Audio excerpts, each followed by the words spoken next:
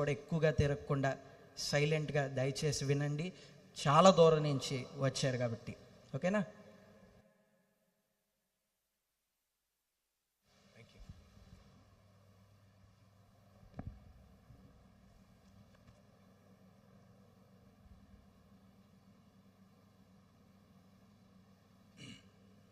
ప్రభు అయిన యేసుక్రీస్తు నామంలో మీ అందరికీ కూడా శుభములు తెలియజేస్తున్నాను.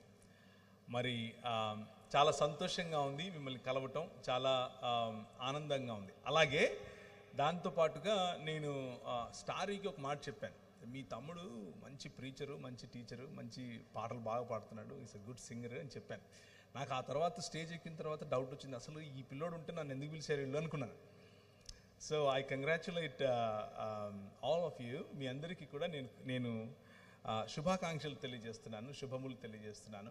దేవుడు మీ మధ్య ఒక మంచి దైవజనుడిని తయారు చేస్తూ, ఒక మంచి దైవజన కుటుంబంలో భాగంగా ఆయనను నిలబెడుతున్నందుకు మరి దేవుని యొక్క సన్నిధి మీకు బలంగా లభించటానికి ఆయనను తర్బీదు చేస్తున్నట్లుగా కూడా నమ్ముతున్నాను. అయితే దేవుని వాక్యంలో నుంచి కొన్ని విషయాలు మీ ముందుంచే ప్రయత్నం చేస్తాను. దేవుని వాక్యమును చదివేటప్పుడు మనకు స్పష్టంగా తేట తెల్లగా మాట్లాడుతుంది. దేవుని వాక్యం మన జీవితాలను మారుస్తుంది. దేవుని వాక్యం మన జీవితాల్లో క్రొత్త సంగతులు నేర్పిస్తుంది. అలాగే దేవుని వాక్యం మన జీవితాల్లో అనేక విషయాల్లో మనల్ని ప్రోత్సహిస్తుంది కూడా. కొన్ని విషయాల్లో మనం ఎదగాల్సిన చోట మనం ఏదైతే చేయకూడదో వాటిని కత్తిరిస్తుంది కూడా. సో ఈ సాయంకాలం ఎవరికి ఏది ఎలా అందితే అలా మీరు తీసుకోండి. నేను మన గోదావరి జిల్లాలకు రాగానే నాకు భోజనం పెడతారు. భోజనాలు పెట్టడంలో గోదావరి జిల్లాల తర్వాతే ప్రపంచంలో ఎవరైనా. ముందు కొద్దిగా వేస్తారు. నేను అమ్మాయి అయిపోయిందిలే అని చేయి కడుక్కునే లోపు మళ్ళీ వేస్తారు, మళ్ళీ పెడతారు, మళ్ళీ పెడతారు. ఒక అరిటాకు లేకపోతే ఒక దాన్ని ఏమంటారు, మంచి పళ్ళెం పెట్టి దాంట్లో అన్నీ అమర్చి మధ్యలో అన్నం కుండలాగా ఇలా పోసి, కుండ కాదు కొండలాగా పోసి దాన్ని పెడతారు. నేను అది ఒక 10 రోజులు తింటాను. వాళ్ళు ఒకే రోజు తినాలి అని అంటారు. ఇది ఆంధ్ర పద్ధతి. నేను హైదరాబాద్లో పుట్టాను, అంటే పుట్టలేదు, హైదరాబాద్లో ప్రస్తుతానికి ఉంటున్నాను. అక్కడ వరకు ఆపండి. హైదరాబాద్లో బిర్యానీ వండుతారు. ఇలా బాగా అరేంజ్ చేసి పెట్టరు, అన్నీ కలిపేసి ఏది కనిపించకుండా పల్లెంలో వేసేసి ఇదే మంచిది వేసేసుకోండి అని చెప్తారు. ఎవరు ముక్కలోడు ఏరుకోవాల్సిందే. సో ఈరోజు నేను చెప్పబోయే మాట బిర్యానీ లాగే ఉంటుంది.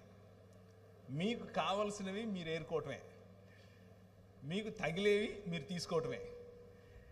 మీరెవరూ నాకు తెలియదు కాబట్టి, ఆబ్వియస్గా మీ గురించి నాకు తెలియదు కాబట్టి మీకు నేను చెప్పట్లేదు, వాక్యం చెప్తున్నాను. మీకేది నచ్చితే అది తీసుకోండి. కానీ నా హృదయంలో ప్రభు బలంగా నా హృదయంలో పెట్టిన మాటలు ఈరోజు చెప్తాను. నేను యాక్చువల్గా ఈరోజు మధ్యాహ్నం 2:45కు బయలుదేరితే 8:15-8:30కంతా ఇక్కడికి వచ్చాను. అంటే ఒక 6 గంటల 10 నిమిషాలు అంత సమయంలో నేను ఇక్కడికి చేరుకున్నాను. మంచిగా ప్రిపేర్ అయితే వచ్చాను. నేను ఎప్పుడు వాక్య పరిచయం చేయడానికి నాకు ప్రభు అవకాశం ఇచ్చిన మొట్టమొదటిసారి ప్రభు కోసం నిలబడి నేను వాక్యం చెప్తున్నాను అన్న కసితో మాట్లాడతాను. ఇక్కడికి వచ్చిన తర్వాత నేను ప్రిపేర్ అయినది చెప్పాలి అన్నది నాకు అలాంటి లీడింగ్ లేదు. దేవుడు నాకు అలాంటి నడిపింపు ఇవ్వటం లేదు.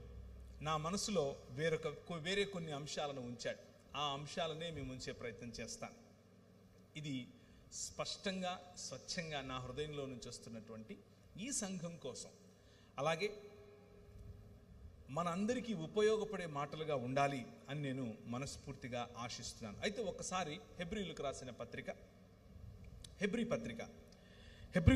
పత్రికలో నుంచి ఒక మాట చదివి ఆ తర్వాత నేను ఎన్నుకున్నటువంటి పాఠ్యభాగం వైపుకు నేను వెళతాను. హెబ్రీ పత్రిక మనం గనక ఆఖరి అధ్యాయం అనగా 13వ అధ్యాయం గనక మనం చూస్తే మనకు స్పష్టమైనటువంటి కొన్ని మాటలు కనిపిస్తాయి. మీకు దేవుని వాక్యమును బోధించి, 7వ వచనం గురించి మాట్లాడుతున్నాను.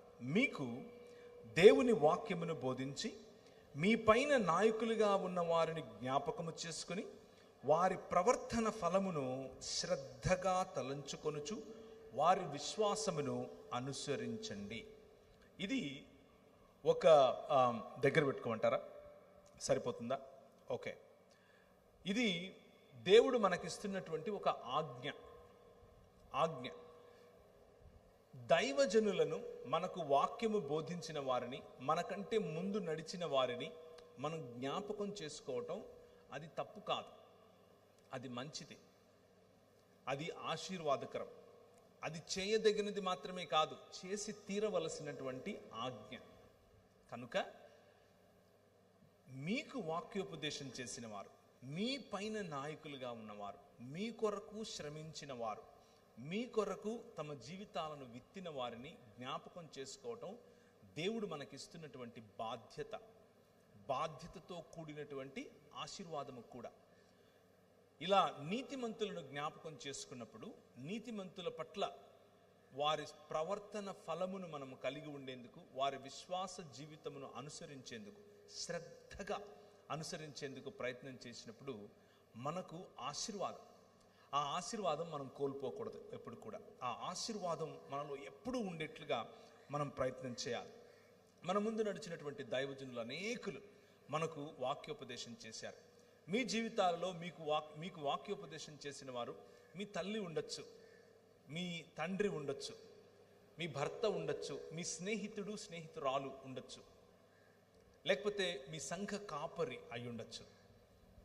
సంఘ కాపరితో పాటు సంఘములో ఉన్నటువంటి పెద్దలు కావచ్చు, పిల్లలు కావచ్చు, ఎవరైనా సరే మీ జీవితాల్లో దేవుని వాక్యాన్ని గనక ఉపదేశించిన వారుగా ఉంటే, మీరు వారి ద్వారా దేవుని గురించి, దేవుని ప్రేమను గురించి, దేవుని సంకల్పాన్ని మీరు గనక అర్థం చేసుకున్న వారు ఉంటే, అది జ్ఞాపకం చేసుకోవటం, వారి విశ్వాసమును అనుసరించటం, వారి ప్రవర్తన ఫలమును శ్రద్ధగా అనుసరించటం, తెలుసుకోవటం, మననం చేయటం, ఇది ఆశీర్వాదకరమైనటువంటి పని.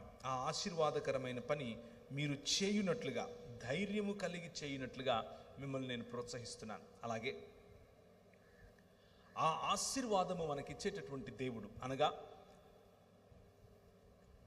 వాగ్దానముతో కూడినటువంటి ఆజ్ఞను ఇచ్చేటటువంటి దేవుడు మనిషిని తన స్వరూపమందు, తన పోలిక చొప్పున చేశాడు. నీ పక్కన వాళ్ళకి చెప్తారా నువ్వు దేవుని పోలికలో ఉన్నావట అని? చెప్పండి, పర్వాలేదు. నువ్వు దేవుని పోలికలో ఉన్నావు అని చెప్పండి. నువ్వు దేవుని స్వరూపంలో ఉన్నావు అని చెప్పండి. కేవలం ఇక్కడున్న వారే కాదు, మైకుల ద్వారా వింటున్న వారికి కూడా ఈ మాట చెప్తున్నాను. మీరు క్రైస్తవులు అయ్యుండొచ్చు, కాకపోయి ఉండొచ్చు, వాక్యమును నమ్మిండొచ్చు, నమ్మకపోయిండొచ్చు, ప్రభు అయిన యేసు క్రీస్తును అనుసరిస్తూ ఉండొచ్చు, అనుసరించకుండా ఉండొచ్చు. అయినా కానీ మీతో కూడా నేను ఈ రాత్రి ఒక మాట చెప్తున్నాను. ఏమిటి? స్పష్టమైన మాట, దేవుని వాక్యం చెప్పే మాట. ఏంటి అని అంటే, మీరు దేవుని స్వరూపములోను దేవుని పోలిక చొప్పున చేయబడినటువంటి మనుష్యులను దేవుడు తన స్వరూపమందు తన పోలిక చొప్పున చేసి 5 రకాలైనటువంటి ఆశీర్వాదముతో కూడిన వాగ్దానములను, లేకపోతే వాగ్దానముతో కూడినటువంటి బాధ్యతను ఇచ్చాడు, అధికారమును ఇచ్చాడు. బాధ్యతతో కూడిన అధికారం, వాగ్దానముతో కూడినటువంటి అధికారాన్ని ఇచ్చాడు. ఆ 5 మీ ముందుంచుతారు. మొదటిది, మీరు ఫలించండి అని చెప్పాడు. రెండవది, మీరు అభివృద్ధి చెందండి అని చెప్పాడు. మూడవది, మీరు విస్తరించండి అని చెప్పాడు. నాలుగవది, ఈ భూమిని నిండించండి అని చెప్పాడు. ఐదవది చాలా ప్రాముఖ్యమైనది, దానిని ఏలండి అని చెప్పాడు. రాజులుగా ఉండండి అని చెప్పాడు. ఈ 5 కూడా దేవుడు చేసినటువంటి వాగ్దానముతో కూడినటువంటి బాధ్యత. ఫలించటం నీ బాధ్యత, అభివృద్ధి చెందటం నీ బాధ్యత, విస్తరించటం నీ బాధ్యత, భూమిని నిండించటం నీ బాధ్యత. అలాగే దానిపైన తల్లిదండ్రులను పోలినటువంటి రాజ్యం చేయటం నీ బాధ్యత.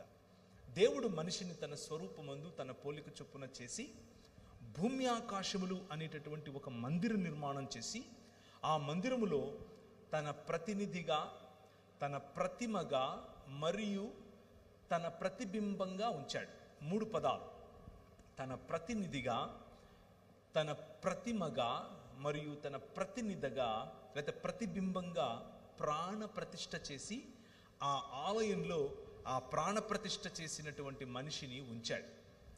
నువ్వు ఏలు అన్నాడు.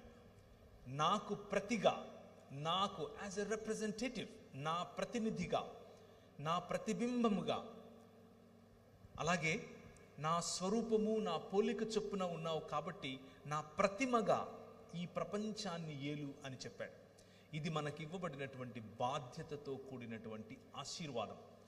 ఆ బాధ్యతతో కూడిన ఆశీర్వాదాన్ని మీకు ఒకసారి గుర్తు చేస్తున్నాను. సంఘముగా, రూపాంతర సంఘముగా పిలువబడుతున్నటువంటి మీరు, రూపాంతర సంఘముగా ఒక చోటికి వచ్చినటువంటి మీరు, రూపాంతర సంఘముగా నిర్మించబడుతున్నటువంటి మీకు దేవుడిస్తున్నటువంటి బాధ్యతతో కూడిన వాగ్దానం ఏమిటి అనంటే, మీరు ఫలించే సంఘముగా ఉండండి, మీరు అభివృద్ధి చెందే సంఘముగా ఉండండి, మీరు విస్తరించే సంఘముగా ఉండండి, మీరు భూమిని నిండించే సంఘముగా ఉండండి, అలాగే మీరు రాజ్యమేలేటటువంటి సంఘముగా ఉండండి.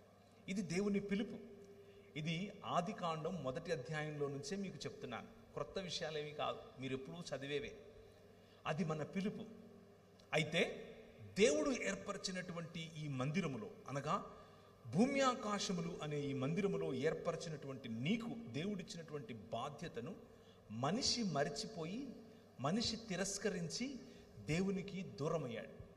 దూరమైనటువంటి దేవుడు తన సొంత ఆలోచనలతో అభివృద్ధికి, ఫలితానికి, లేకపోతే ఫలానికి, విస్తరించటానికి, భూమిని నిండించటానికి మరియు రాజ్యమేలటానికి సొంత నిర్వచనాలు కట్టుకున్నాడు.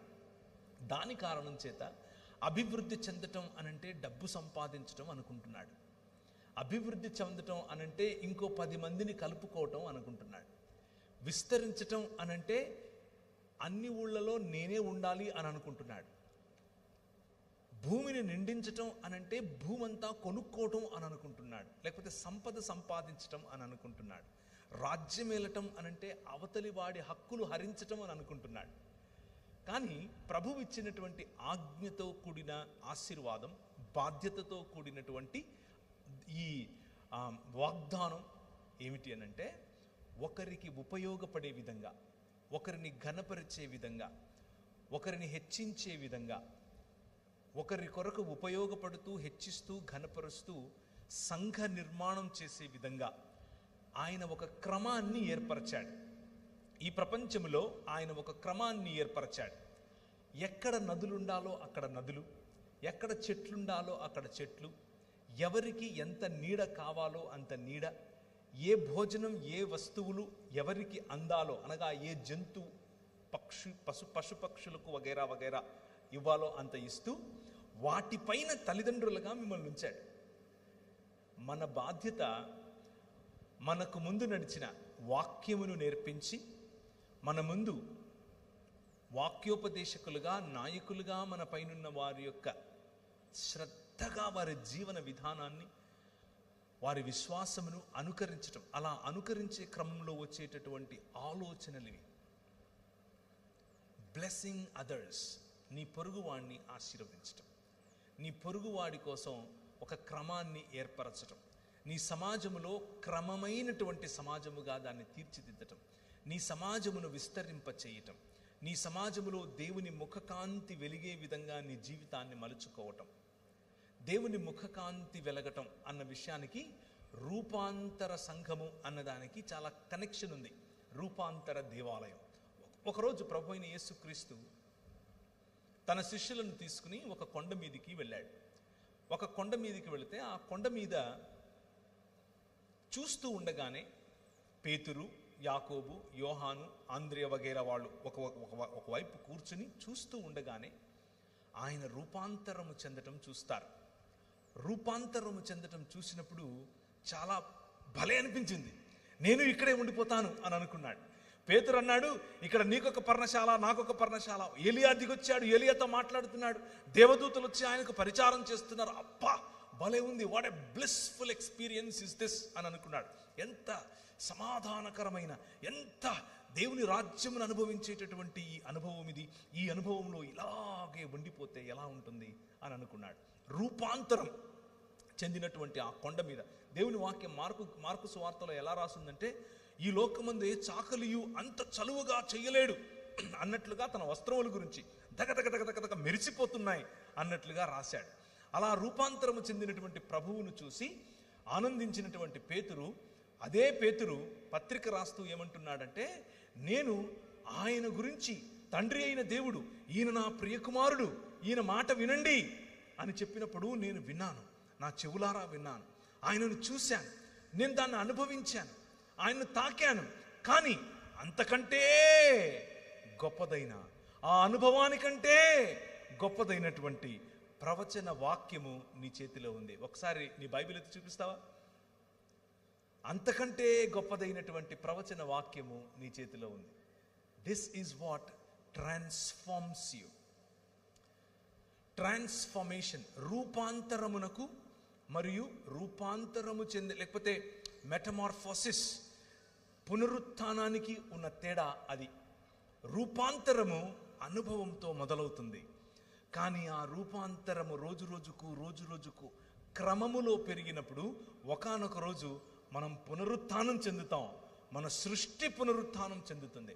ప్రభువు ఇచ్చినటువంటి 5 రకాలైనటువంటి ఆజ్ఞలతో కూడినటువంటి బాధ్యత, ఆజ్ఞలతో కూడినటువంటి ఆశీర్వాదమును మనము నిజమైన మనుష్యులుగా ఈ ప్రపంచంలో జరిగించాలి అని ఆయన అనుకుంటే, మనం అలా జరిగించక అంధకార సంబంధమైన దురాత్మ సమూహముల చేత చిక్కుబడి, అంధకార సంబంధమైన దురాత్మ సమూహములు ఇచ్చేటటువంటి అనుభవం, రుచి, చూపుకు ఇంపుగా కనిపించటం వగైరా వగైరా ఆకర్షణలకు లోనైన కారణం చేత దేవుణ్ణి తిరస్కరించి దేవునికి దూరమయ్యాం.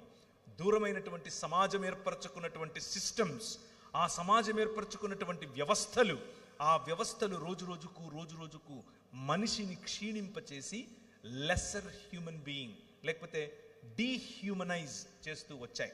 అలా డీహ్యూమనైజ్ చేస్తూ వచ్చినటువంటి ఈ ప్రపంచంలోనికి నీ చేతనున్నటువంటి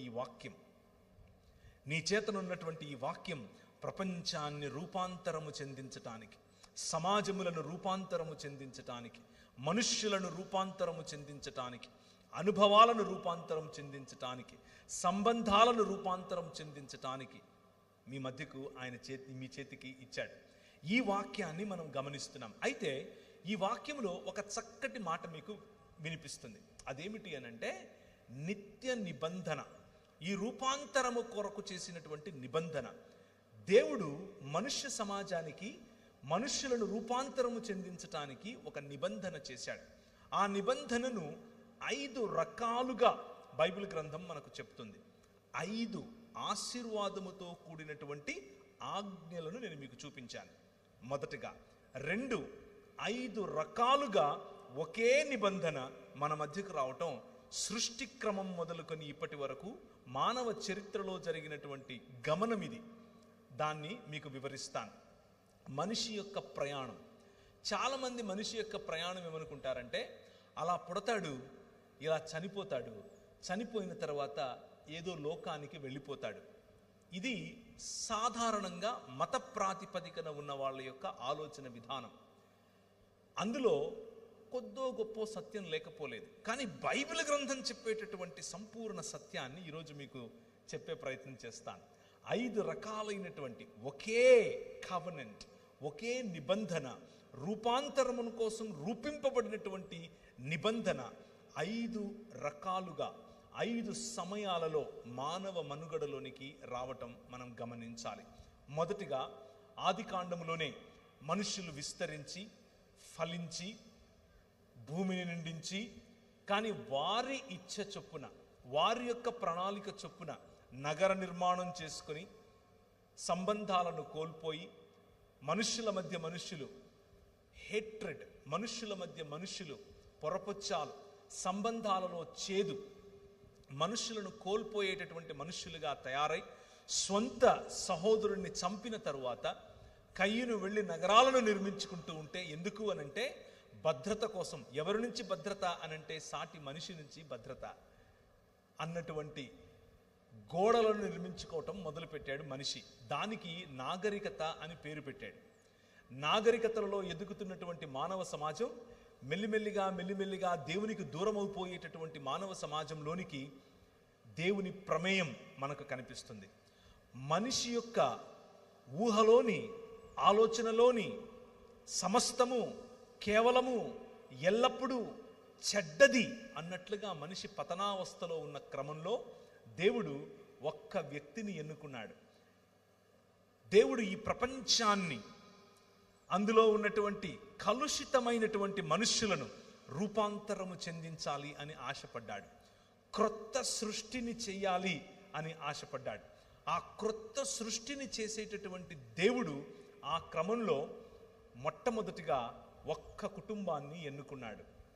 కుటుంబం నూతన సృష్టికి పునాది. కుటుంబమే మొదటి సృష్టికి పునాది. నూతన సృష్టికి కూడా కుటుంబమే పునాది. ఆ కుటుంబం నోవహు కుటుంబం. నోవహు కుటుంబానికి చేసినటువంటి, నోవహు కుటుంబము ద్వారా సకల ప్రజలకు, సకల మానవాళికి చేసినటువంటి వాగ్దానం ఏమిటి అనంటే, నేను లయకారుణ్ణి కాదు, నేను నిన్ను పునరుత్థానం చెందిస్తాను, నేను నిన్ను రూపాంతరము చెందిస్తాను. రూపాంతరము చెందించటానికి నేను ఏర్పరచుకున్నటువంటి మాధ్యమంలో నువ్వు ఒకటివి అని చెప్పి ఒక ఇంద్రధనస్సును ఏర్పరిచి ఆయన యొక్క కృపను, ఆయన తిరిగి మనలను నిర్మించబోయేటటువంటి నూతన సృష్టికి ఒక ప్రతీకగా, ఒక నాందిగా, ఒక సూచనగా ఆయన మనకిచ్చాడు. ఇది మొదటి నిబంధన. ఒకే నిబంధన, మొదటిసారి వినిపించినటువంటి నిబంధన. రెండవది, ఇప్పుడు సృష్టి ఇంకా పెరిగింది. సృష్టిలో ఉన్నటువంటి మనుష్యులు మళ్ళీ సమాజాలు కట్టడం మొదలుపెట్టారు. సృష్టిలో ఉన్నటువంటి మనుష్యులు మళ్ళీ నాగరికతలు నిర్మించడం మొదలుపెట్టారు. మెసొపొటేమియా నాగరికత అని మొదలయ్యింది. ఆ మెసొపొటేమియా నాగరికతలో ఎత్తైన గోడలు, బ్రిక్స్ చేయటం మొదలుపెట్టారు. ఇటుకలు మొట్టమొదటిసారిగా గొప్ప, లేకపోతే ఎత్తైనటువంటి గోడలు కట్టడం మొదలుపెట్టారు. వారి శిల్పకళ ముందు ఎవరూ సాటి రారు అన్నట్లుగా శిల్పకళతో నానా విధములైనటువంటి ధనం కోసం, అందం కోసం, పరువు కోసం, పరపతి కోసం, మనిషికి ఉన్నటువంటి అధికారాన్ని సూచించటం కోసం వారు వివిధమైన దేవీ దేవతలను తయారు చేసుకుని దాని ముందు సాగిలపడటం మొదలుపెట్టారు.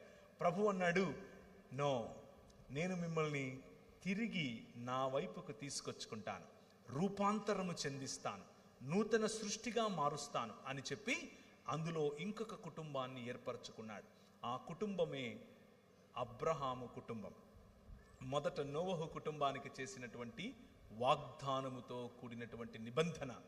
రెండవది అబ్రహాముతో చేసినటువంటి వాగ్దానముతో కూడిన నిబంధన. ఆ అబ్రహామును బయటకు పిలిచాడు. అబ్రహామా రా అన్నాడు. ఆయన తన ఇంటి వారిని, తన ఊరిని విడిచి, తన రాజ్యమును విడిచి బయటకు వచ్చాడు. నీ ద్వారా ఒక రాజ్యాన్ని కడతాను అని అన్నాడు. ఆ రాజ్యాన్ని కట్టే క్రమంలో నీకు పిల్లలను ఇస్తాను అని అన్నాడు. ఈయనకు బాగా వయసుడిగిపోయింది. భార్యామణి ముసలితనంలో ఉంది.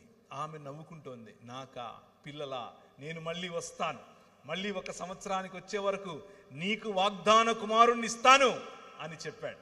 అయితే నీ కుమారులు, నీ పిల్లలు, నీ పిల్లల పిల్లలు, ఆ వారి పిల్లల పిల్లల పిల్లలు ఐగుప్తు దేశంలో 400 పైచిలుకు సంవత్సరాలు ఉంటారు. ఎందుకుంటారు అనంటే, ఇంకా ఈ కనాను ప్రాంత ప్రజల యొక్క పాపం పండలేదు, వారికి ఇంకా నేను సమయం ఇస్తున్నాను, ఇంకా వారు మారు మనస్సు పొందుతారేమో, ఇంకా వారు రూపాంతరం వైపుకు వస్తారేమో అని ఆశపడి చూస్తున్నాను. అంతవరకు నీ పిల్లలతో నేను ఇంకొక సమాజానికి బుద్ధి చెప్పాలి, నేను ఇంకొక సివిలైజేషన్, లేకపోతే ఇంకొక నాగరికత కొమ్ములు విరవాలి అని అన్నాడు. ఆ నాగరికత పేరే మూడవ, లేకపోతే ఆయన చేసినటువంటి 3వ నిబంధన. ఒక నిబంధనే ఇదంతా కూడా, 3వసారి చేసిన నిబంధన. ఇశ్రాయేలు తన పిల్లల పిల్లలు ఫలించారు, విస్తరించారు, భూమిని నిండించారు, అభివృద్ధి చెందారు, కానీ రాజ్యం చేయలేకపోతున్నారు. కారణం ఏమిటి అనంటే, ఈలోక సంబంధమైనటువంటి దేవత, ఈలోక సంబంధమైనటువంటి అంధకార సంబంధమైన దురాత్మ సమూహముల చేత చిక్కబడినటువంటి రాజ్యములో బానిసలైపోయారు. పని ఎక్కువ, పారితోషికం తక్కువ, సమయాలలో పని చేస్తున్నారు, తినటానికి ఏమీ లేదు, ఏం చేయాలో తెలియదు. వారి ఆర్తనాదాలు ప్రభువు విన్నాడు. నేను విన్నాను అని అన్నాడు. మీకు వేరే ఎవరో గుర్తొస్తూ ఉంటే అది ఇక్కడి నుంచే వచ్చింది. మీరేదో అనుకుండేరు పొరపాటున, అది ఇక్కడి నుంచే వచ్చింది. ఏదొచ్చినా నేను ఉన్నాను అని అన్నాడు. నేను ఉన్నవాడను అని చెప్పినవాడు.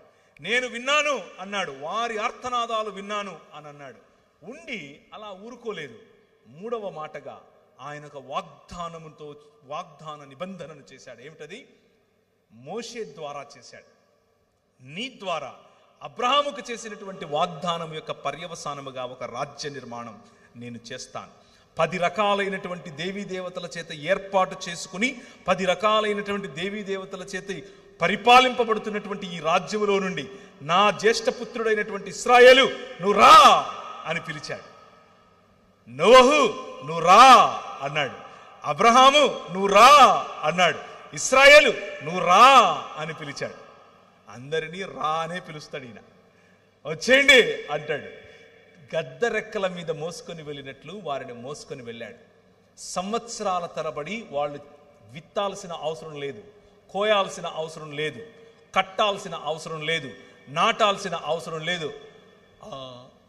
ఇలా నోరు తెరుచుకుని పడుకుంటే పొద్దునికి మన్నా నోటి నిడుతుంది. అలా పెంచాడు. అలా పెంచితే వీళ్ళు గొనుగుడు కార్యక్రమాలు, సనుగుడు కార్యక్రమాలు మొదలుపెట్టారు. మూడవ వాగ్దానముతో కూడినటువంటి నిబంధన. ఏ ఇశ్రాయేలు ద్వారా అయితే ప్రపంచాన్ని తిరిగి ఆయన రూపాంతరము చెందించాలనుకున్నాడో ఆ ఇశ్రాయేలే ఇప్పుడు దేవుణ్ణి నువ్వు మాకొద్దు అని చెప్పింది. నెహుష్టానును నిలబెట్టుకుంది. కీయు దేవత వైపుకు పరిగెట్టింది. బయలుదేవత ఎదుట సాష్టాంగపడింది. మొలెకుకు తన పిల్లలను అర్పించింది. ప్రభు అన్నాడు, నన్ను విసర్జించావు, నువ్వు చస్తావు అన్నాడు. చావటం అనంటే ఆయన నుంచి దూరం అవటం. ఆయన చేసిన వాగ్దానముతో కూడినటువంటి ఈ ప్రతిజ్ఞ లేకపోతే కవెనెంట్,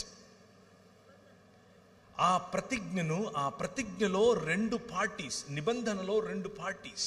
ఒక పార్టీ నువ్వు నాకొద్దు అని చెప్తా ఉంది. కానీ దేవుడు 5 రకాలైనటువంటి తన క్యారెక్టర్ వారితో చెప్తూ వచ్చాడు.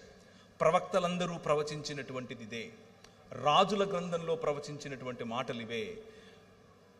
ఆయన లా లేకపోతే ధర్మశాస్త్రములో తనను గురించి తాను వివరించుకున్న 5 మాటలు ఇవే. మొదటిది, నేను నీ తండ్రిని, ఐ యామ్ యువర్ ఫాదర్.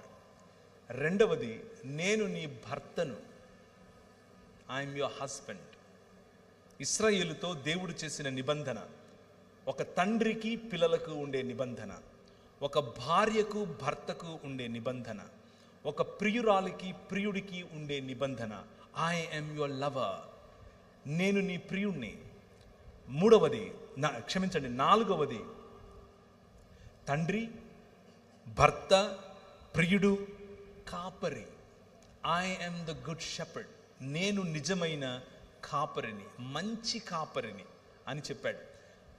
పోషించేవాణ్ణి నేను అని చెప్పాడు. మీరు నాటని ద్రాక్ష తోటలలో తింటారు, మీరు కట్టని కోటలలో మిమ్మల్ని పడుకునేలా చేస్తాను. మీరు స్వాధీనం చేసుకునేటటువంటి దేశం మీ కత్తి చేత కాదు, నా సన్నిధి కారణము చేత, నీతిగల నా దక్షిణ హస్తము చేత మీరు స్వాధీనం చేసుకుంటారు. ఎందుకు అనంటే ఐ యామ్ యువర్ కింగ్ అని చెప్పాడు. నేను నీ రాజును అని చెప్పాడు. తండ్రిని అన్నాడు, భర్తను అన్నాడు, ప్రియుణ్ణి అన్నాడు, కాపరిని అన్నాడు, రాజును అన్నాడు. తండ్రిలా ఫలింపచేయటం, భర్తలా అభివృద్ధి చెందించటం, ప్రియుడిలా విస్తరింపచేయటం, కాపరిలా పోషింపబడటం, ఆ పోషణలో భూమిని నిండించటం, మరియు రాజులా రాజ్యం చేయటం. These are the connections.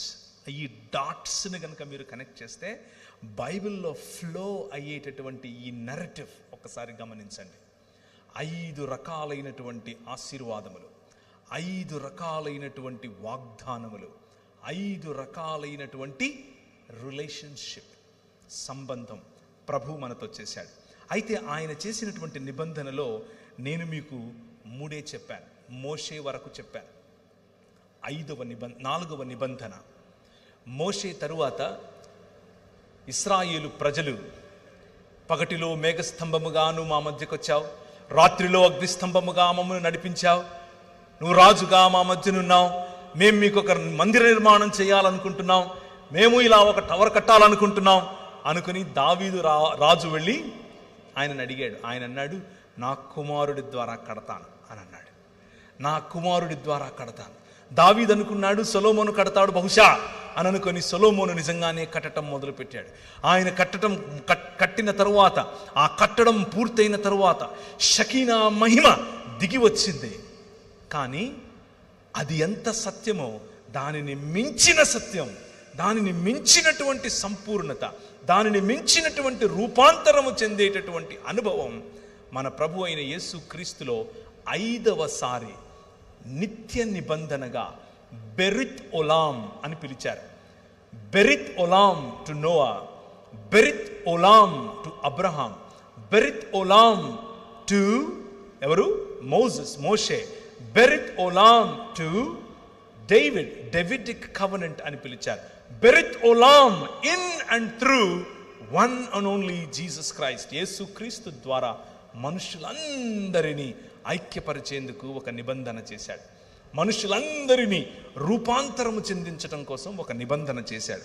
ఆ నిబంధనలో తిరిగి యేసు క్రీస్తులో తండ్రిగా, భర్తగా, ప్రియుడిగా, కాపరిగా మరియు రాజుగా మన మధ్యకు తనను తాను కనపరుచుకున్నాడు.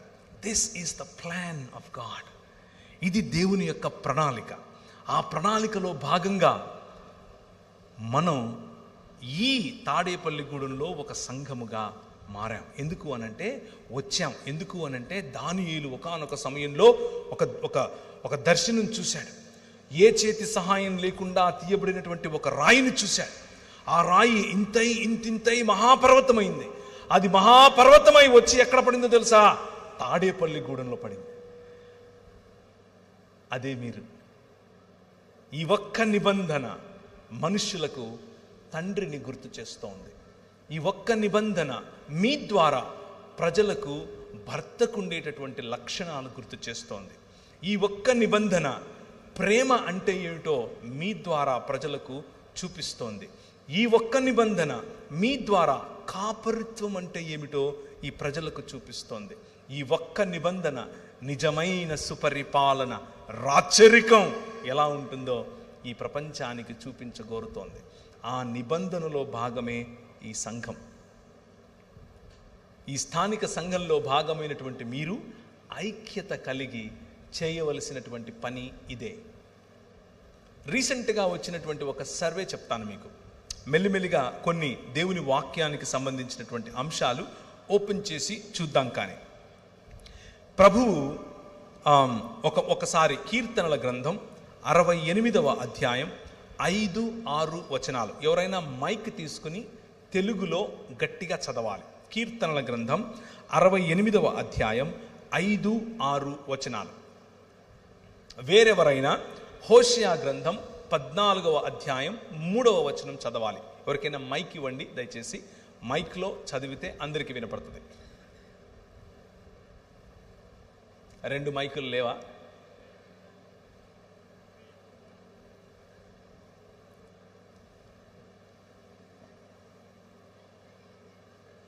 ఆలోగా తీసిన వారు చదవండి.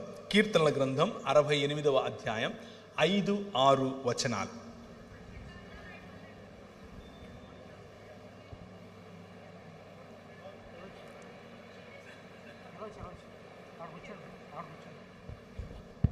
అక్కడ కనిపించాలిగా, ఆమెకు కనిపిస్తుందా? పోనీ నేను చదివేనా? చదవండి. కీర్తనల గ్రంథం 68 5-6 వరకు. తన పరిశుద్ధాలయమందుండు దేవుడు తండ్రి లేని వారికి తండ్రియు, తండ్రి లేని వారికి తండ్రియు, విధవరాండ్రకు న్యాయకర్తయు అయ్యున్నాడు. దేవుడు ఏకాంగులను సంసారులుగా చేయువాడు. ఆయన బంధింపబడిన వారిని విడిపించి వారిని వర్ధిల్ల చేయువాడు. ఆయన ఇచ్చినటువంటి వాగ్దానమును, ఆయన చేసినటువంటి నిబంధన ద్వారా ఆయన వాక్యములో ఎలా చేయబోతున్నాడో స్పష్టంగా తన క్యారెక్టర్, తన నేచర్, తన స్వభావాన్ని తెలియచేస్తున్నాడు. హోషియా గ్రంథం 14వ అధ్యాయం 3వ వచనం. హోషియా గ్రంథం 14వ అధ్యాయం 3వ వచనం. అశ్షూరీయుల చేత రక్షణ నొందగోరము, మేమికను గుర్రములను ఎక్కము. మీరే మాకు దేవుడని మేమిక మీదట మా చేతి పనితో చెప్పము. తండ్రి లేని వారి ఎడల వాత్సల్యము చూపువాడవు నీవే కదా. చదవండి. వారు విశ్వాసఘాతకులు కాకుండా, చాలు తండ్రి లేని వారి ఎడల వాత్సల్యము చూపువాడు మన దేవుడు. కీర్తనల గ్రంథం 82:3. కీర్తనల గ్రంథం 82:3. పేదలకు తండ్రి లేని వారికి న్యాయమును తీర్చుడి. శ్రమగల వారికి దీనులకును న్యాయము తీర్చుడి. దరిద్రులను నిరుపేదలను విడిపించుడి. భక్తిహీనుల చేతిలో నుండి వారిని తప్పించుడి. చాలు. న్యాయము చేయటం, విడిపించటం, తప్పించటం, బలహీనులైన వారి పట్ల వారి పక్షంగా నిలబడటం, ఇదే మన దేవుని యొక్క స్వభావం.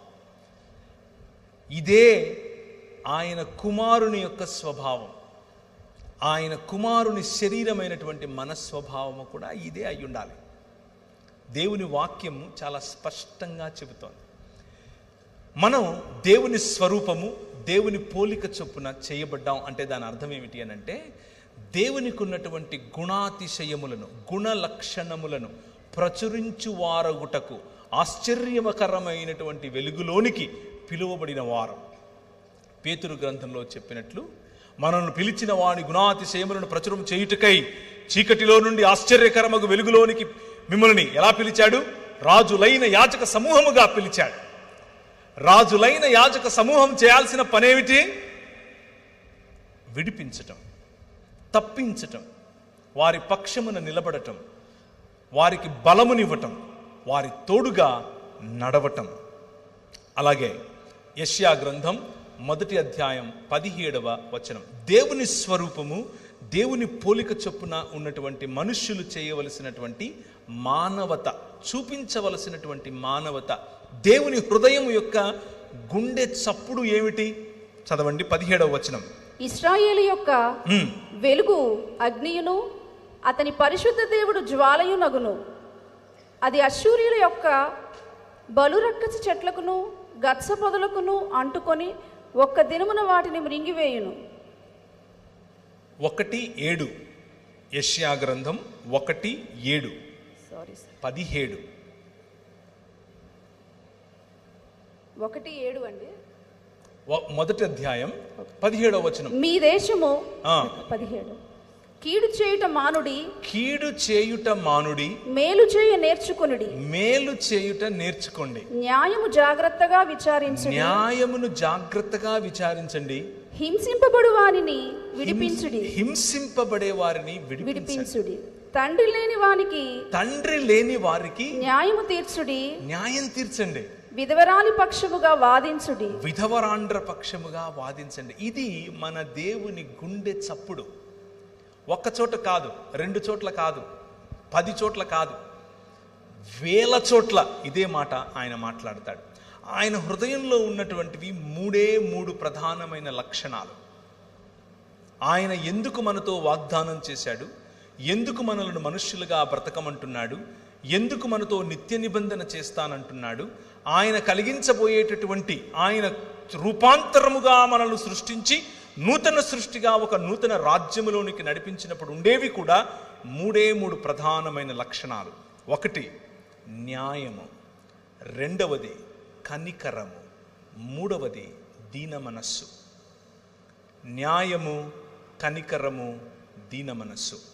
5 రకాలుగా తనను తాను పరిచయం చేసుకున్నాడు. 5 ఆశీర్వాదములతో కూడిన బాధ్యతలను నీకు ఇచ్చాడు. 5 రకాలుగా తన నిబంధనను నీకు చూపించాడు. 3 గుణ లక్షణాలను నీలో కోరుకుంటున్నాడు. 3. మనం మతం కట్టేసుకుని నేనేం తీసుకుని వచ్చి నిన్ను దర్శించాలి, ఒక 1000 పొట్టేళ్ళు ఇచ్చేయినా, నా కొడుకు పుట్టాడు వాడిని ఇచ్చేయినా, ఈ నదులన్నీ తీసుకొని తైలంగా చేసి నీకు ఇచ్చేయినా అని అడుగుతున్నాం. ఆయన అంటున్నాడు, ఇవన్నీ నాకు వద్దు బాబు, అవన్నీ వేరు వేరు రకాలైన దేవీ దేవతలు అడుగుతారు, వాటిని పక్కన పెట్టు. నేను అడిగేది 3. న్యాయమును జరిగించుటయు, కనికరమును ప్రేమించుటయు, దీన మనస్సు కలిగి నీ దేవుడైన యెహోవా ఎదుట జీవించుటయు. ఇంతే కదా నేను అడుగుతున్నాను. ఇది కష్టం అంటారా? చాలా కష్టం. కానీ పిలిచింది మాత్రం ఈ 3. దయచేసి గుర్తుంచుకోండి. తండ్రి లేని జీవితం గురించి కొన్ని విషయాలు మీకు చెప్తాను. నేను పుట్టినప్పటి నుంచి నా తండ్రి మొహం చూడలేదు. I never saw my father. నేను తండ్రి లేకుండానే పెరిగాను. మా అమ్మే నాకు తండ్రి, మా అమ్మే నాకు తల్లి.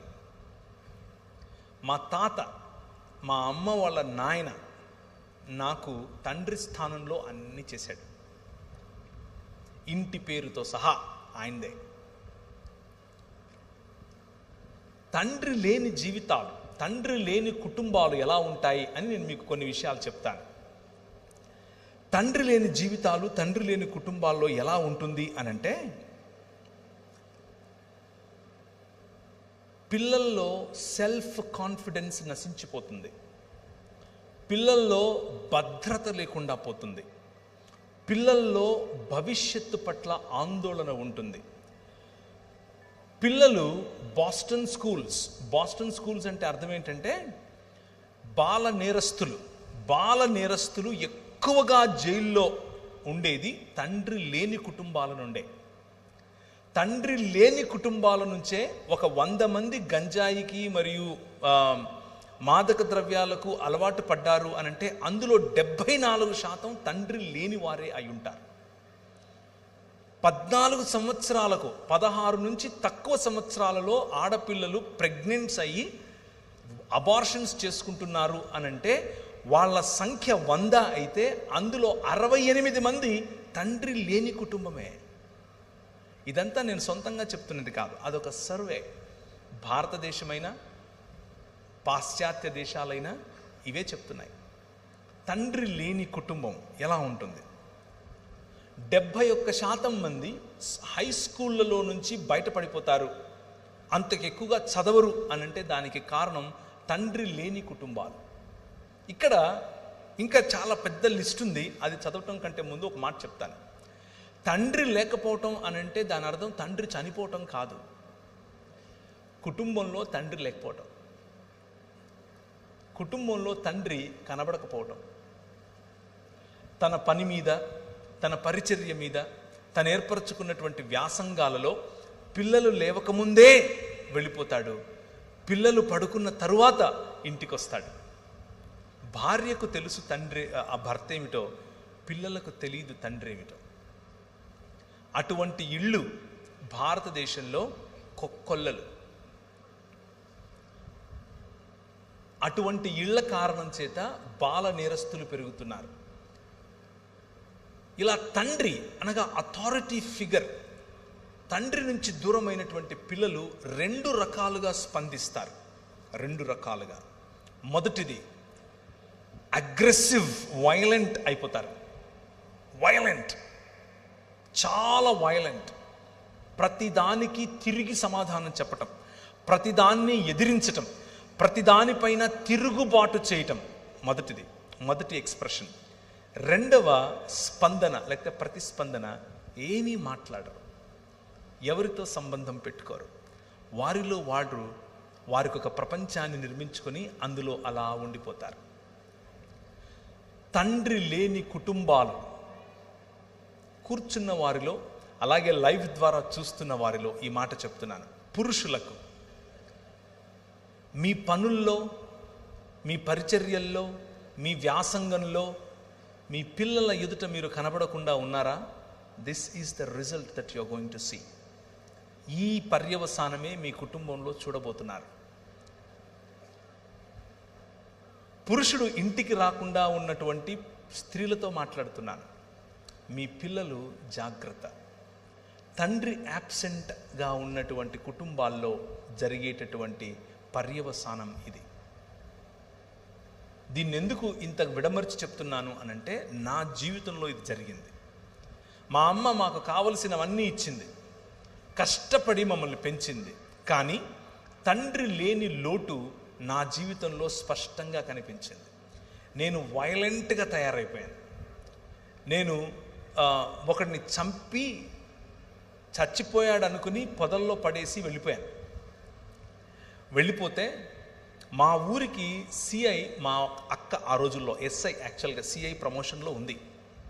ఆమె వీడు బ్రతికాడు అని తెలుసుకుని వాడికి నాకు కాంప్రమైజ్ చేసి ఇంక ఇలా చేయొద్దు లేకపోతే జైలుకి వెళ్తామని చెప్పింది.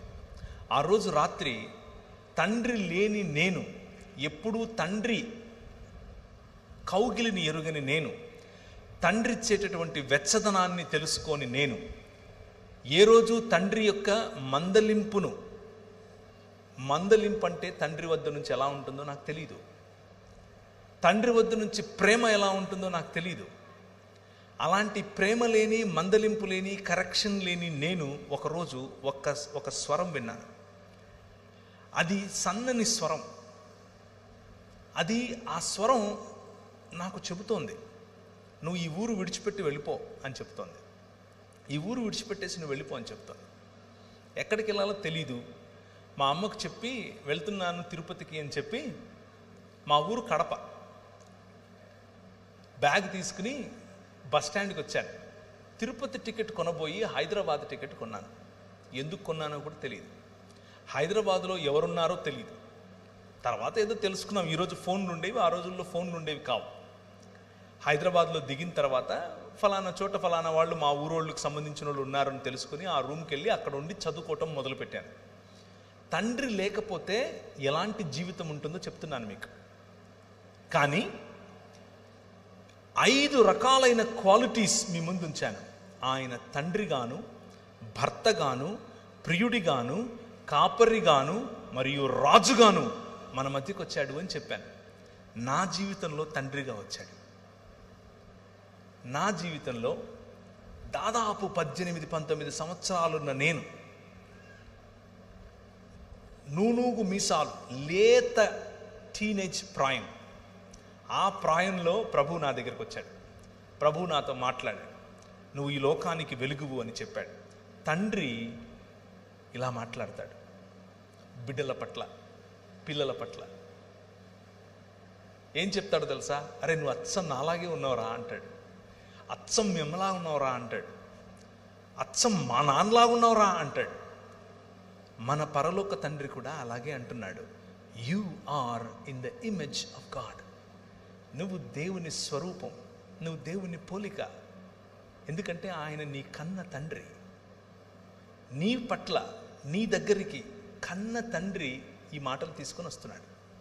నువ్వు మైకిల్ ద్వారా ఒకవేళ వింటూ ఉంటే, నా జీవితం లాంటిదే ఒకవేళ నీ జీవితం అయితే, ఈ ప్రాంగణంలో కూర్చున్నా పర్వాలేదు. తండ్రి ఎరుగనటువంటి జీవితం నీదైతే, రెబెలియస్గా నువ్వు తిరుగుతున్నావా? హద్దు ఆపు లేకుండా నువ్వు తిరుగుతున్నావా? నీ పర్సనల్, నీ వ్యక్తిగత జీవితంలో అందరి ముందు బాగున్నావు, ఎవ్రీథింగ్ ఈజ్ గ్రేట్, చాలా బాగుంది, సూపర్, నవ్వుంది మొహంలో. కానీ లోపల ఏదో తెలియని లావా ఉబుకుతోందా? లోపల ఏదో తెలియని ఒంటరితనం ఉందా? నన్ను కూడా ఇలా కౌగిలించుకుని ఒకరు ముద్దాడితే ఇంత బాగుంటుంది అన్న ఫీలింగ్లో నువ్వు ఉన్నావా? అమ్మాయిలైనా అబ్బాయిలైనా, మీ వయసు 50 అయినా 20 అయినా, అందరిలో ఉండే ఫీలింగ్ ఇది. తండ్రి, మా నాన్న కావాలి, మా నాన్న మాట్లాడితే ఎలా ఉంటుంది, మా నాన్న నన్ను టచ్ చేస్తే ఎంత బాగుండేది, మా నాన్న నన్ను కౌగిలించుకుంటే ఎలా బాగుండేది. ఈ పరలోకపు తండ్రి ఈరోజు రాత్రి నీతో మాట్లాడుతున్నాడు. ఐ యామ్ యువర్ ఫాదర్, నేనే నీ తండ్రిని. ఐఎమ్ దేర్ ఫర్ యూ, నేను నీకోసం ఉన్నాను. నువ్వంటే నాకు ఎంత ముద్దో తెలుసా. నిన్ను చూడకుండా ఒక్కరోజు కూడా ఉండలేను నేను. నువ్వు మాట్లాడుతుంటే నాకు అదేదో వైలెన్స్ వేసినట్లు ఉంటుంది. That's how your God feels about you. నీ పట్ల నీ తండ్రికి ఉండేటటువంటి హృదయం ఇది. ఎంతగా నిన్ను ప్రేమిస్తాడంటే నీ తండ్రి, నీ కోసం చచ్చిపోయేంతగా చెబుతారు ఈ లోకంలో ఉన్న తండ్రులు, కానీ మా నాన్న చేసి చూపించాడు. వచ్చి మనందరినీ మళ్ళీ ఒక్క కుటుంబంగా చేయటం కోసం తన శరీరాన్ని విరిచాడు. రూపాంతరము చెందించటం కోసం రూపురేఖలు లేకుండా పోయాడు. అయితే ఆ రూపాంతరము కేవలం అనుభవంగా ఆగిపోకూడదు. ఆ రూపాంతరము తండ్రిగా వచ్చినటువంటి ఈ దేవుని యొక్క రూపాంతర చరిత్ర కేవలం అనుభవంతో ఆగిపోవడానికి వీల్లేదు. దానికి ఒక మనుగడు ఉండాలి, దానికి ఒక చరిత్ర ఉండాలి, దానికి ఒక భవిష్యత్తు ఉండాలి, ఎప్పటికీ సమసిపోయినటువంటి భవిష్యత్తు ఉండాలి. ఆయన తన శరీరాన్ని నాటాడు, ఒక విత్తనము వలె విరిగాడు, ఒక విత్తనము వలె ఆయన పగిలాడు. దున్నబడినటువంటి ఆయన శరీరం నాటబడిన తర్వాత 3 రోజులైన తర్వాత,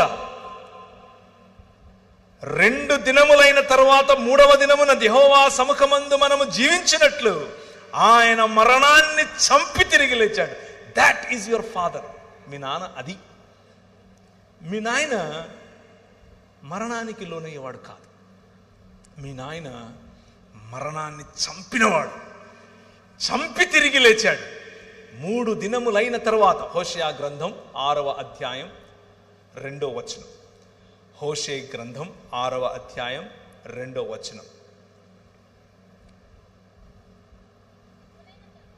2 దినములైన తరువాత ఆయన మనలను బ్రతికించును, మనం ఆయన సముఖమందు బ్రతుకున్నట్లు 3వ దినమున ఆయన మనలను స్థిరపరచును. ఈ తండ్రి హృదయం ఏమిటి అని అంటే, మీ నాయన హృదయం ఏమిటో అంటే, కేవలం రూపాంతరము అన్నది ఒక అనుభవంగా ఆపటం కాదు.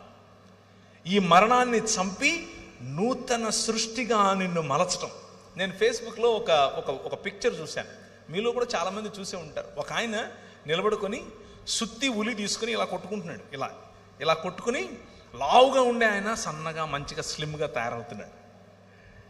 అలా శిల్పకారుని వలె నీ తండ్రి ఈ ప్రపంచంలో ఉన్న మానవ సమాజాన్ని తన వైపుకు తన బిడ్డగా మలుచుకుంటున్నాడు. అయితే దేవుణ్ణి తిరస్కరించటం కారణంగా మనం సంపాదించుకున్నటువంటి మరణం, దేవునితో ఎడబాటు, ఈ ప్రపంచంలో దేనికి గ్యారంటీ లేదు, దానికి మాత్రమే ఉంది. మరణం తప్పదు ప్రతి ఒక్కరికి, నీకైనా నాకైనా, మనకంటే ముందు పోయిన వారికైనా మన తరువాత పోయేవారికైనా. మరణం తథ్యం. మరణం, death is the only guarantee in this world. దాన్ని మించిన గ్యారంటీ ఏది లేదు. కానీ దానికంటే బెటర్ గ్యారంటీ ఇంకొకటి ఉంది. అదేమిటి అనంటే, మా నాయన తన శరీరాన్ని నాటి 3 దినములైన తర్వాత బయటకు తీసి అంటున్నాడు, మరణమా నీ ముల్లెక్కడా అని పిలుస్తున్నాడు. ఈ రాత్రి నేను మీకు ఇచ్చేటటువంటి వాగ్దానం, ఆయన చేస్తున్నటువంటి వాగ్దానం, ఈ నిబంధన యొక్క సారాంశం, 5 రకాలుగా నేను చేసిన నిబంధనల యొక్క సారాంశం ఏమిటో తెలుసా? పునరుత్థానం, రూపాంతరము యొక్క చరమగీతం పునరుత్థానం. ఎప్పటికీ వాడిపోయినటువంటి శరీరాలు. ఆయన అలా వస్తాడు. ఆయన్ని మీరు చూస్తారు, గుర్తుపడతారు, మాట్లాడతారు. You can touch him, you can touch me. మీరు నన్ను కూడా చూస్తారు, ఏ బట్టని తెసుకుని వచ్చాక మా ఊరికి, నువ్వు పేరు ప్రవీణే కదా, you will ask me. I will say yes yes, నేను అవునవును, హే బాగున్నావా అని అడుగుతాను నేను మిమ్మల్ని. This is going to happen. That is the hope that we have. క్రైస్తవులకి ఉన్నటువంటి హోప్, క్రైస్తవుడికి ఉన్నటువంటి నిరీక్షణ మన ఆత్మలో ఎక్కడికో వెళ్ళిపోయి ఎక్కడో ఉంటామని కాదు. అది ప్లేటో చెప్పినటువంటి ఒక మిథాలజీ, ప్లేటో చెప్పినటువంటి ఫిలాసఫీ. ప్లేటో తరువాత నియో ప్లేటోనిజంగా మారింది. దాని నుంచే భగవద్గీతను రాశారు. గ్నాస్టిసిజం, అరిస్టాటిలియన్ థియరీ మరియు ప్లెటోనిక్ థాట్, ఈ మూడింటిని కలిపితేనే భగవద్గీత యొక్క సారాంశం. బైబిల్ అది కాదు, పురాణముల యొక్క సారాంశం అది. బైబిల్ ఆత్మల గురించి మాత్రమే మాట్లాడదు. బైబిల్ నీ శరీరముతో కూడి సశరీరుడై తిరిగి లేచినటువంటి యేసు క్రీస్తు మీ నాయన, అలాగే నువ్వు లేస్తావు, అలాగే నువ్వు బయటకు వస్తావు. ఇప్పుడున్న దానికంటే అందంగా. నాకు బహుశా కొంచెం వెంట్రుకలు ఎక్కువ వస్తాయి, నాకు బహుశా లొట్టపని ఉండదు, నేను బహుశా ఇప్పుడులాగా కాకుండా అందంగా కనిపిస్తాను. ఇప్పుడు కేవలం నా భార్యకి అందంగా కనిపిస్తాను. That is you going to be your future. అది నీ ఫ్యూచర్. నీకు అర్థమవుతుందా మీ నాయన ఏం చేస్తున్నాడు? Now can you read Ephesians chapter, ఎఫెసీయులకు రాసిన పత్రిక 1వ అధ్యాయం 10వ వచనం. ఆయనకు ఒక సంకల్పం ఉంది. ఆ సంకల్పాన్ని మీకు గుర్తు చేయాలనుకుంటున్నాను. మీ నాన్న ఏం చేస్తున్నాడు అనేది మీకు గుర్తు చేసి ముగిస్తాను. ఆయన ఏం చేస్తున్నాడు అని అంటే, చదవండి. దేవునికి ఒక సంకల్పం ఉంది. ఆ సంకల్పాన్ని బట్టి ఆయన పరలోకమందున్నవే గాని భూమి మీద ఉన్నవే గాని సమస్తాన్ని క్రీస్తునందు ఏకంగా సమకూర్చాలని తనలో తాను నిర్ణయించుకున్నాడు. ఆయన నిర్ణయం, ఆయన సంకల్పం భూమి ఆకాశములను కలపటం. నిన్ను ఇక్కడి నుంచి తీసుకెళ్ళిపోయి ఎక్కడో పెట్టడం కాదు. అది మతం. నిన్ను ఇక్కడి నుంచి తీసుకెళ్ళిపోయి ఎక్కడో పెట్టడం మతం, ఫిలాసఫీ. ఆయన ప్రణాళిక, ఆయన సంకల్పం వేరు. ఆయన సంకల్పం ఏమిటి అనంటే భూమి ఆకాశములను కలపటం. దేవుని సన్నిధిలో మనుష్యులు బ్రతుకున్నట్లు, ఆయన మనతో కాపురం ఉండునట్లు మనుష్యుని యొక్క ప్రయాణం 3 దిశలుగా వెళుతోంది. మనం చచ్చిపోయి ఎక్కడికో వెళ్ళేది కాదు మన ప్రయాణం. మన ప్రయాణం తోటలో మొదలైంది. ఆయన ఇచ్చినటువంటి వాగ్దానంతో కూడిన ఆశీర్వాదంతో మొదలైంది. ఆ తోటలో ఉన్నటువంటి ప్రయాణం అరణ్యము గుండా వెళుతోంది, నగరాల గుండా వెళుతోంది, దేవుని రాజ్యము గుండా వెళుతోంది. ఆ రాజ్యములో దేవుని సన్నిధి, ఆ రాజ్యములో దేవుని ఐక్యత, ఆ రాజ్యంలో మనుషులందరినీ ఐక్యపరిచేటటువంటి ఆయన చేసిన నిబంధన చివరకు దేవుని రాజ్యము సంపూర్ణముగా ఇంకొక నగరంగా మారబోతుంది. ఏంటా నగరం? తన భర్త కొరకు అలంకరింపబడినటువంటి పెండ్లి కుమార్తె వలె నూతన యెరూషలేము అలంకరింపబడి భూమి మీదికి దిగి రాబోతోంది. ఆ నగరంలో మనం నివాసం చేయబోతున్నాం. ఆ నగరంలో దేవుడు మనతో కాపురం ఉండబోతున్నాడు. ఆయన సన్నిధిలో, ఆయన ముఖ కాంతిలో మనం ఉండబోతున్నాం. భూమి ఆకాశములు ఐక్యపరచబడి నూతన ఆకాశము నూతన భూమి అనేటటువంటి దేవుని నూతన సృష్టిలో మనం ఉండబోతున్నాం. ఇది మన ముందు నడిచిన వారు, మనకు వాక్యోపదేశం చేసిన వారు నేర్పినటువంటి సత్యం. అర్థమవుతుందా? The reality, the truth of Bible is God coming and dwelling with us. దేవుడు వచ్చి మన మధ్య నివాసం చేయటం. మనం ఇక్కడి నుంచి ఎక్కడికో వెళ్ళిపోవటం కాదు. దేవుడు వచ్చి మన మధ్య నివాసం చేస్తాడు. ఆ నూతన సృష్టిలో తండ్రి లేని నువ్వు తండ్రిని కనుగొంటావు. హల్లెలూయా. నాకు నిజమైన తండ్రి కనిపిస్తాడు. నా నిజమైన తండ్రి దగ్గరికి వెళ్ళి నేను హత్తుకుంటాను. ఆయన నా కన్నుల ప్రతి బాష్ప బిందువును తుడిచేస్తాడు. That is what your God is doing. That is what your father is doing. మీ తండ్రి చేసేటటువంటి పని అది.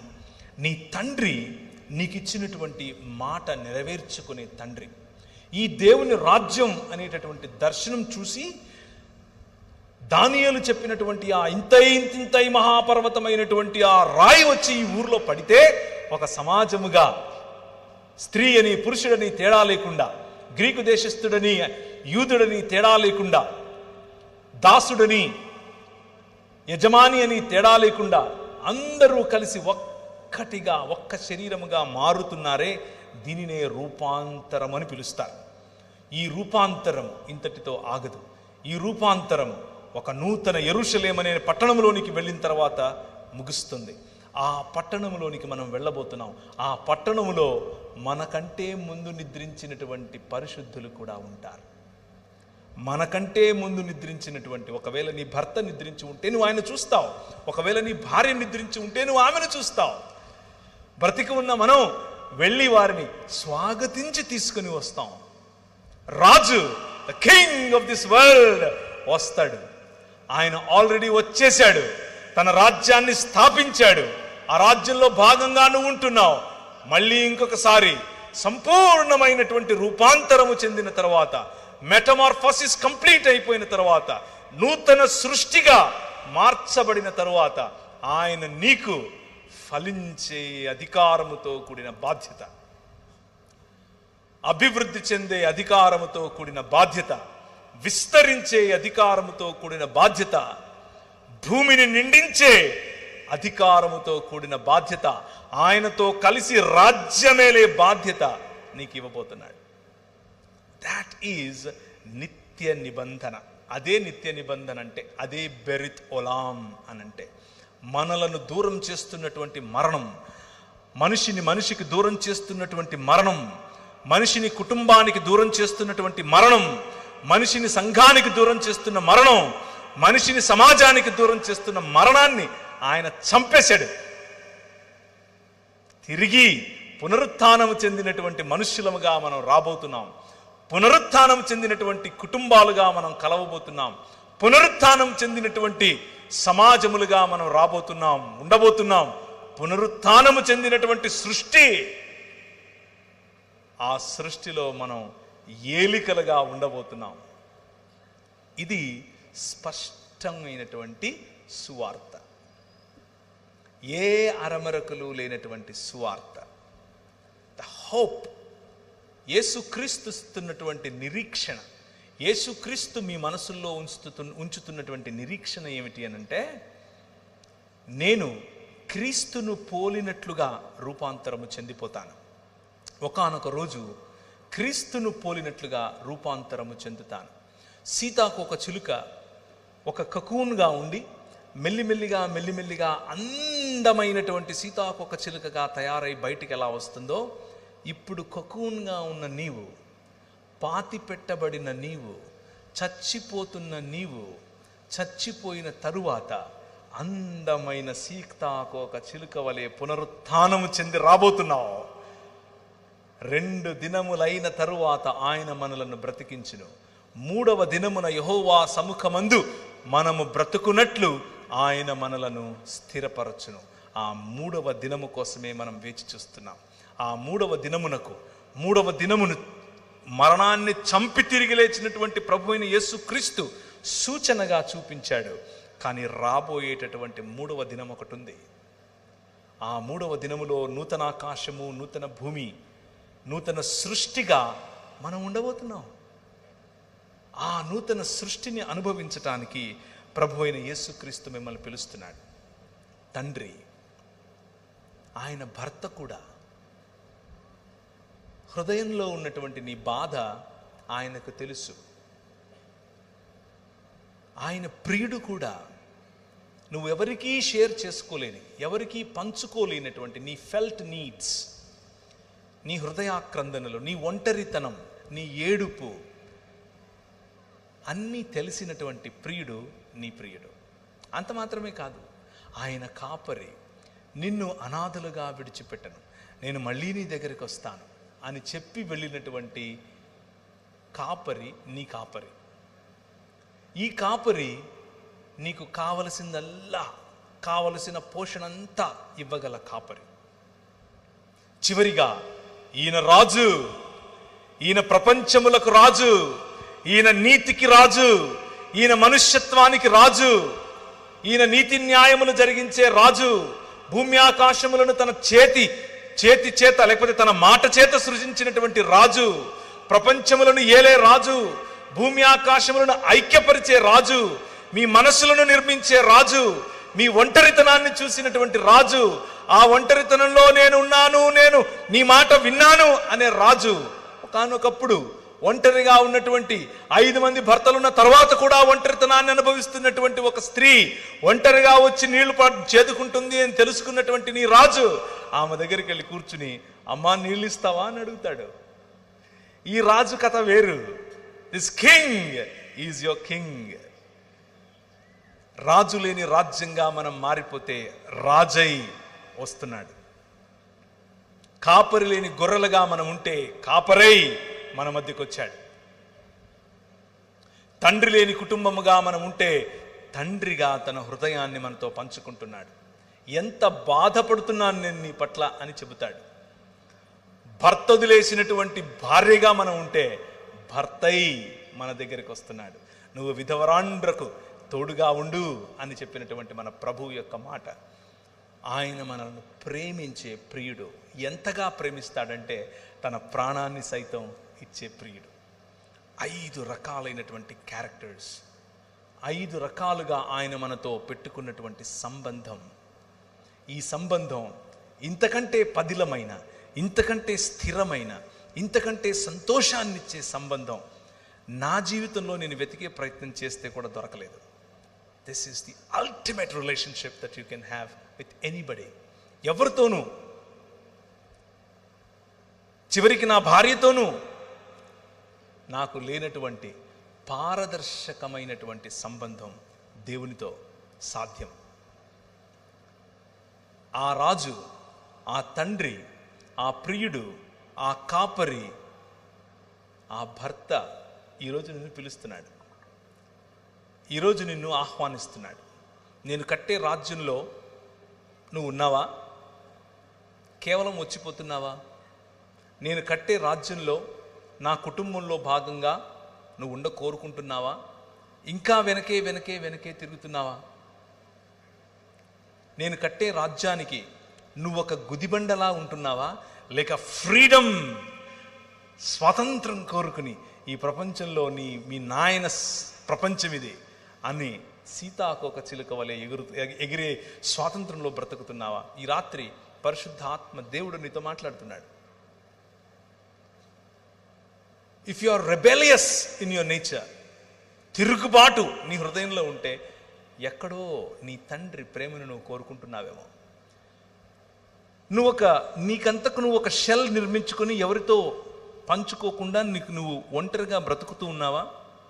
ఆ షెల్ పగలగొట్టడానికి ప్రభువు సిద్ధంగా ఉన్నాడు, తడుతున్నాడు. దాన్ని పగలగొట్టి చూడు, నువ్వు సీతాకోక చిలుక అవుతావు. నీతో సంబంధం, నీతో ప్రేమగా మాట్లాడటానికి, నిన్ను ప్రోత్సహించటానికి, నీకు బలం ఇవ్వటానికి, నీకు ఆర్థికంగాను అలాగే అన్ని కోణాలలో నిన్ను బలపరచటానికి ఆయన సిద్ధం. అంత మాత్రమే కాదు, ఈ తండ్రి నీ హృదయాక్రందనను మాత్రమే కాదు, నీ శరీరంలో ఉన్న బలహీనతను కూడా చూస్తున్నాడు. స్వస్థపరచటానికి సిద్ధంగా ఉన్నాడు. ఈ రాత్రి ఆయన స్వస్థపరుస్తాడు. ఈ రాత్రి నీకున్నటువంటి ప్రతి రోగము నుంచి నీకు స్వస్థత లభిస్తుంది. నేను చెప్తున్నందుకు కాదు, నేనేదో చేస్తే అవుతుందని కాదు. మీరు అడగండి, ఆయన ఇస్తాడు. ఆయన మీ జీవితాల్లో చేస్తాడు. నేను అడిగాను, నాకు ఇచ్చాడు. 11 సంవత్సరాలు మిషనరీగా వెళ్ళాను నేను మధ్యప్రదేశ్లో. నాకు భాష రాదు, అడిగాను, భాష ఇచ్చాడు. అక్కడ క్రైస్తవులు అంటే కొడతారు, ఫస్ట్ కొట్టి ఆ తర్వాత మాట్లాడతారు. నాకు పరిచర్య చేస్తూ మా పాస్టర్ గారే వాళ్ళ అమ్మాయిని ఇచ్చి పెళ్లి చేశాడు. పెళ్లి చేసుకున్న 2 సంవత్సరాలకు నాకు ఒక పాప పుట్టింది. ఆ పాపకు ఒకరోజు విరోచనాలు అయితే, చిన్న బిడ్డ 21 సంవత్సరాలు. మీలో పిల్లలు ఉన్న వాళ్ళకి తెలుసు, మనకేదైనా జరిగితే మనం పట్టించుకోం, పిల్లలకి ఏమైనా జరిగితే ఎంత బాధపడతాం. ఆ పాపను తీసుకుని ఆసుపత్రికి వెళ్ళి డాక్టర్కు చూపించాను. చూపిస్తే డాక్టర్ అంది, విరోచనాలు పెద్ద కష్టమేం కాదు, నేను మందిస్తాను, అయిపోద్ది, కాకపోతే నువ్వు వెళ్ళి ఒకసారి 2D ఎకో చెయ్యి అని చెప్పింది. ఏం చేయమంది? 2D echo. ఎందుకబ్బా ఏమో 2D ఎకో ఉంటుంది అని. ఏమైంది చెప్పండి మేడం అన్నాను. ఏమీ లేదు, ఈమెకు టెట్రాలజీ ఆఫ్ ఫాలో అనే గుండెకు ఉండేటటువంటి ఒక ఇబ్బంది ఉంది అని చెప్పింది. టెట్రాలజీ ఆఫ్ ఫాలో అంటే నాకు గ్రీకు హిబ్రూలాగా వినిపించింది. ఏంటబ్బా ఇది అని అనుకున్నాను. తర్వాత ఆమె నాకు అర్థమవడం కోసం ఏం చెప్పిందంటే, నువ్వు గీతాంజలి సినిమా చూసావా అని అనింది. చూశానన్నాను. అందులో హీరోయిన్కి ఉందే అదే నీ బిడ్డకు ఉంది అని చెప్పింది. అంటే నీ బిడ్డ బతకదు అని చెప్పింది. నీ బిడ్డకు కరెక్షన్ లేదు అని చెప్పింది. కానీ ట్రై చేద్దులే అని ఉపశమనం కూడా ఇచ్చింది. నేను బయటకు వచ్చాను. అప్పటికే ఇండియాలో 38th ర్యాంక్, పెద్ద కాలేజ్ ఏం కాదు కానీ 38వ ర్యాంక్ ఉండే కాలేజీలో నేను MBA చేశాను. మంచి ఉద్యోగం, మంచి పరిచర్య, బిలాల, కోర్కు, గోండు, ముస్లింలు ఇలాంటి అనేకుల మధ్యలో నేను పరిచర్య చేస్తున్నాను, దేవుని కోసం నిలబడుతున్నాను. కానీ నా బిడ్డకి ఇలా అయింది. కారు వేసుకుని, డొక్కు కారు ఒకటి ఉండేది, చిన్న జీతం, డొక్కు కారు. నేను నా భార్య నా బిడ్డను తీసుకుని బయటకు వచ్చాను. బండి తోలుతున్నాను, నా వల్ల కావట్లేదు, ప్రెషర్ కుక్కర్ పగిలిపోతుంది. బండి ఆపి బయటకు వచ్చి గట్టి గట్టిగా అరుస్తున్నాను. వాయ్, ఎందుకు? నాకెందుకు? నాకే ఎందుకు? నా బిడ్డకే ఎందుకు? ఇన్నేళ్ళు నేను కష్టపడ్డానే నీకోసం, ఇన్నేళ్ళు నేను నా ఇల్లు ఇడిచిపెట్టొచ్చానే, ఉత్తర భారతదేశంలో నీకోసం తన్నించుకోవాలా నేను, నువ్వేమో నా బిడ్డకు గుండెలో చిల్లు పెడతావా అని దేవునితో కొట్లాడటం మొదలుపెట్టాను. 2 సంవత్సరాలు, ఇంకా ఎక్కువే చెప్పాలంటే, కొట్లాడుతూ వచ్చాను. వాక్యం చెప్తున్నాను, చిరునవ్వు ఉంది, అన్ని చేస్తున్నాను, అమెరికాకి వెళ్తున్నాను, అక్కడ వాక్యం చెప్తున్నాను, ఇక్కడికి వస్తే ఇక్కడ వాక్యం కానీ మనసులో ఒక పోరాటం, దేవునితో పోరాటం. ప్రభువు నన్ను ఒక ప్రశ్న వేశాడు. ఒరే, నువ్వు ఎంతకాలం బతుకుతావురా అన్నాడు.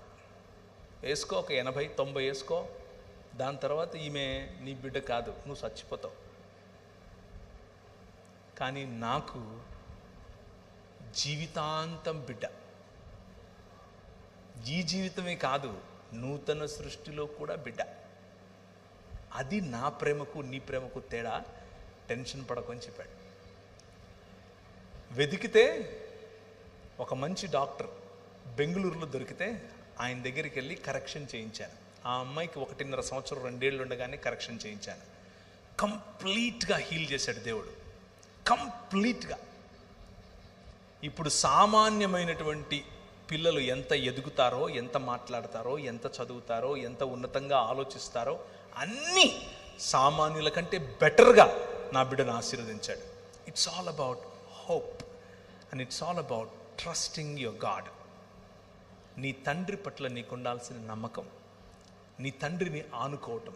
అయితే నీ తండ్రి నువ్వు గొనుగితే, నువ్వు కొట్లాడితే, నువ్వు పోరాడితే నిన్ను వదిలిపెట్టి వెళ్ళిపోయే టైప్ కాదు. నీకు ఆ హక్కు ఇచ్చాడు, నీకు ఆ హక్కు ఇచ్చాడు. నువ్వు నీ ఒంటరితనంలో, నీ బలహీనతలో, నీ రోగంలో ఆయనతో పోరాడు. ఆయన అడుగు, ఎందుకు ఇలా అవుతుంది నాకు అని అడుగు. సమాధానం ఆయనే ఇస్తాడు. నాకే ఎందుకు, నా కుటుంబానికే ఎందుకు, నా సంఘానికి ఎందుకు ఇలా అవుతుంది, మా సమాజానికి ఎందుకు ఇలా అవుతుంది, సమాధానం ఆయనే ఇస్తాడు. Wait and see. ఊరకనే ఉండి యెహోవా ఇచ్చే రక్షణను చూడు అంటాడు. ఊరకనే జస్ట్ నిలబడి చూడంతే. నా పనులు, నా సంకల్పం, నా తీర్మానాలు, నేను చేసే పనులు నీకు అందవు. నీ ఆలోచన ఎక్కడ ఆగుతుందో దాని నుంచి ఒక 20 కిలోమీటర్ల తర్వాత నాది మొదలవుతుంది అంటాడు. నేను చూడలేదు నా భవిష్యత్తు ఇలా ఉంటుందని, కానీ ప్రభు చూశాడు. నా పోరాటంలో నాకు నేర్పిన పాఠాలు, నా పోరాటంలో నన్ను నిలబెట్టిన పద్ధతి, నా పోరాటంలో నన్ను ఆశీర్వదించిన విధానం ఇంత అంతా కాదు. ఎక్కడో మారుమూల గ్రామంలో ఏ నక్సలైట్గానో, రాడికల్గానో, రౌడీగానో బతకాల్సిన నన్ను ఆయన హెచ్చించాడు. ఆయన నిజంగానే లోకమునకు వెలుగు అని ఆయన చేసిన వాగ్దానముతో కూడిన ప్రమాణాన్ని నెరవేరుస్తున్నాడు. It is possible with you. నీ జీవితంలో కూడా అది సాధ్యం. ముఖ్యంగా యువకులు, మైకుల ద్వారా వింటూ ఉన్న,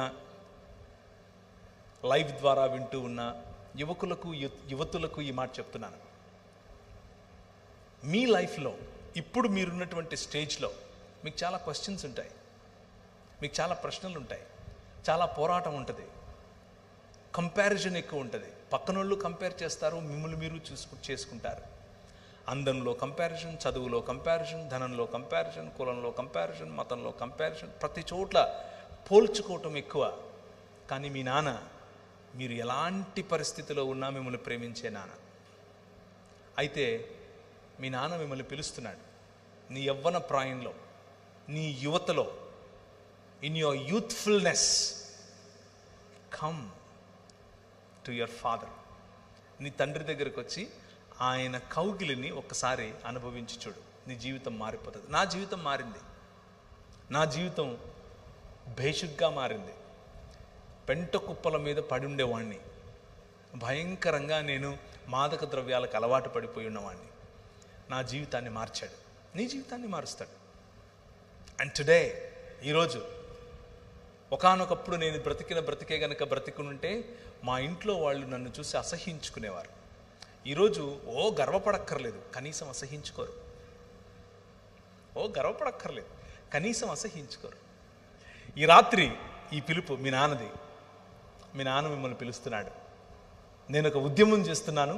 ఆ ఉద్యమంలో నా పిల్లలందరినీ పోగేస్తున్నాను, ఒక్క శరీరంగా పోగేస్తున్నాను. ఆ శరీరంలో నువ్వు భాగమవుతావా అని పిలుస్తున్నాడు. నిర్ణయం తీసుకుంటే నీకు మంచిది. అంత మాత్రమే కాదు, ఆల్రెడీ సంఘములో భాగస్వామ్యం పొందినటువంటి నీవు దేవుని రాజ్యం, ఆయన యొక్క పని, ఆయనతో కలిసి చేయాల్సినటువంటి పనిలో నీకు మనసు రావట్లేదా? నీకు ఇంట్రెస్ట్ లేదా? ఈరోజు రాత్రి మీ నాన్న పిలుస్తున్నాడు. వాయ్? ఎందుకు? Do you think I deceived you? నేనేమైనా మోసం చేశానా? నీకు అలాంటి ప్రశ్న ఉందా మనసులో? నేను నీతో సరిగ్గా లేనా? అలా అనిపిస్తుందా నీకు? ఐ లవ్ యూ, నువ్వంటే నాకు చాలా ఇష్టం, నీకోసం ఏమైనా చేయటానికి నేను సిద్ధం అని మీ నాన్న చెప్తున్నాడు. That is what he laid in my heart tonight. ఈరోజు రాత్రి ఈ మాటలు నా హృదయంలో పెట్టాడు. నేను ప్రిపేర్ అయింది వేరే. నేను ప్రిపేర్ అయింది కనీసం ఒక గంటన్నర చెప్పాలి అనుకున్నాను. కానీ అది నేను చెప్పలేకపోతున్నాను. ఇదే చెప్పాను. ఈరోజు రాత్రి ప్రభు నీతో మాట్లాడుంటే ఊరికనే వెళ్ళొద్దు, ఖాళీ మనసుతో వెళ్ళొద్దు. It is a specific word for specific people sitting here. ఇక్కడ కూర్చున్న వాళ్ళల్లో నిర్దిష్టమైనటువంటి మాటలు మీకోసమే పలుకుతున్నాను. మీ తండ్రిని నిరుత్సాహపరచొద్దు. తలలు వంచుకుంటే ప్రార్థించుకుందాం. ప్రభు ఈరోజు రాత్రి చాలా సరళంగా 5 రకాలైనటువంటి ఆశీర్వాదముతో కూడినటువంటి ఆజ్ఞలను చాలా సరళంగా ఆయన మన పట్ల చేసినటువంటి 5 రకాలైనటువంటి కవెనెంట్స్, నిబంధనలను, అలాగే 5 రకాలుగా ఆయన మనతో సంబంధం ఎలా కలిగి ఉన్నాడు అన్న విషయాన్ని మనం చూసాం. వీటి సారం నువ్వు మనిషిగా, నిజమైన మనిషిగా, రూపాంతరము చెందే మనిషిగా, తండ్రి హృదయాన్ని కోరుకునే, తండ్రి హృదయాన్ని హత్తుకునే మనిషిగా మారాలని. అది న్యాయమును, కనికరమును, దీన మనస్సును కలిగి ఉండటం ద్వారా మాత్రమే సాధ్యం అని చెప్పాడు. అన్నిటినీ మించి నీ తండ్రి నీ పట్ల కలిగి ఉన్నటువంటి హృదయాన్ని ఆయన నీ ముందు ఉంచాడు. ఇంకా ఈ తండ్రికి దూరంగా ఉండకు. ఇంకా ఈ తండ్రితో పోరాటం చాలు. ఇక ఆ పోరాటాన్ని ఆపేసే. నీతోనే మాట్లాడుతున్నా. ఇక ఆ పోరాటాన్ని ఆపేసి come back to your God, come back to your father. నీ తండ్రి వైపుకు నువ్వు రా, నీ తండ్రితో చేయి కలుపు. నీ తండ్రి నిన్ను ఆశీర్వదిస్తాడు, తలగా ఉంచుతాడు, తోకగా ఉంచడు.